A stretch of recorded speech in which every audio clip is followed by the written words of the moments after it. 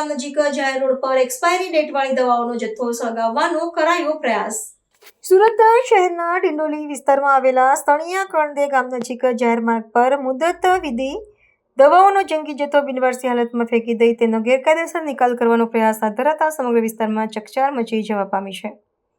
અજાણ્યા ઇસમો દ્વારા દવાના જથ્થાને માત્ર ફેંકવામાં જ નહોતો આવ્યો, પરંતુ તેને સળગાવી દેવાનો જોખમી પ્રયાસ પણ કરવામાં આવ્યો હતો। આ ગંભીર ઘટનાની જાણ થતાં જ ગામના જાગૃત સરપંચ અને સ્થાનિક પોલીસ કાફલો તાત્કાલિક ઘટના સ્થળે દોડી આવ્યો હતો અને પરિસ્થિતિનો તાગ મેળવ્યો હતો। ગામના સરપંચ અને સ્થાનિક રહીશો દ્વારા આ બાબતે ત્વરિત આરોગ્ય વિભાગને જાણ કરવામાં આવતા મેડિકલ ઓફિસર સહિતની ટીમે સ્થળ પર પહોંચીને ઝીણવટભરી તપાસ હાથ ધરી હતી। આરોગ્ય અધિકારીના નિરીક્ષણ બાદ સ્પષ્ટ થયું હતું કે નાશ કરવામાં આવેલી તમામ દવાઓ એક્સપાયરી ડેટ વાળી હતી। મેડિકલ ઓફિસરના જણાવ્યા અનુસાર મળી આવેલો જથ્થો, જેમાં મુખ્યત્વે કેલ્શિયમ અને કફ સિરપનો સમાવેશ થાય છે, તે કોઈ ખાનગી હોસ્પિટલ અથવા ક્લિનિકનો હોવાની પ્રબળ શક્યતા છે। જાહેર માર્ગ પર દવાઓનો આ રીતે નિકાલ કરવો તે જાહેર આરોગ્ય માટે અત્યંત જોખમી હોવાનું તબીબી અધિકારીઓએ જણાવ્યું હતું।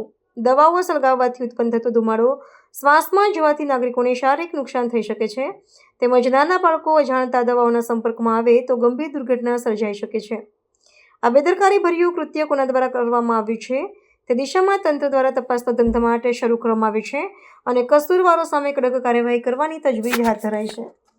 જસપાલસિંહ સોલંકી, સરપંચ સણિયા કણદે હદ વિસ્તારમાં આ દવાનો જથ્થો જે એક્સપાયરી દવા છે એ કોઈ નાખી ગયું છે। એ અમને હાલમાં જ જાણ થઈ કે 2-3 દિવસ પહેલાં નાખી ગયા છે, એટલે અમે આરોગ્ય વિભાગના અધિકારીઓને પણ જાણ કરી છે। એ લોકો બી પહોંચી ગયા છે સ્થળ ઉપર અને આગળ એની તપાસ કરીને પોલીસને બી ધ્યાન દોરવામાં આવશે અને જે પણ લોકોએ આ કૃત્ય કર્યું છે એની ઉપર કાયદેસરની કાર્યવાહી થશે એવી ખાતરી આપું છું। શું લાગે છે કેમ દવા ફેંકી દો? એક્સપાયરી છે, ક્યારનો એક્સપાયરી છે? કઈ આરોગ્ય ડિપાર્ટમેન્ટના અધિકારીઓએ દવા ચેક કરતાં એમણે કીધું છે કે એક્સપાયરી ડેટની છે બધી દવાઓ। કોણ ફેંકી ગયો છે? કોઈ અંદાજા આવે છે આમાં? અત્યારે તો કંઈ જ ખબર નથી। અમે પોલીસ કેસ કરવાનું કંઈક હાલ માહિતી મળી? આરોગ્ય વિભાગના અધિકારીઓએ કહ્યું છે કે પોલીસને બી જાણ કરીને યોગ્ય કાર્યવાહી કરાવીશું।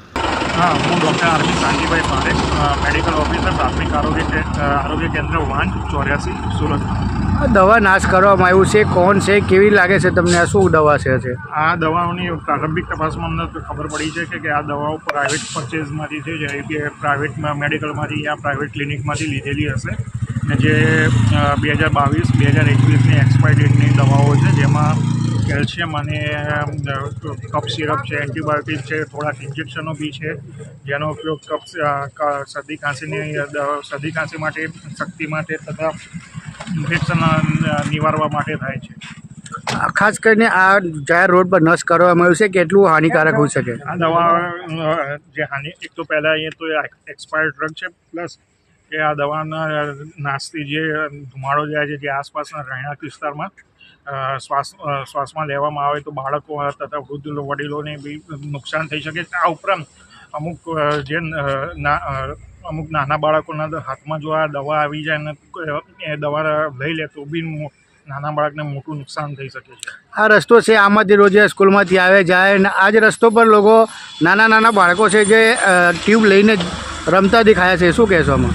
હા, એટલે હા, અમને ઘણા બધા નાના બાળકો ને બધા દેખાયા છે, એટલે અમને તરત જેવી બાતમી મળી તો અમે એને તપાસ કરી, અમને પોલીસ સ્ટેશનમાં બી જાણ કરી છે અને અમારા સરપંચ સાહેબ શ્રી બી એને જોવા માટે અને એની તપાસ કરવા માટે બી આવી ચૂક્યા છે।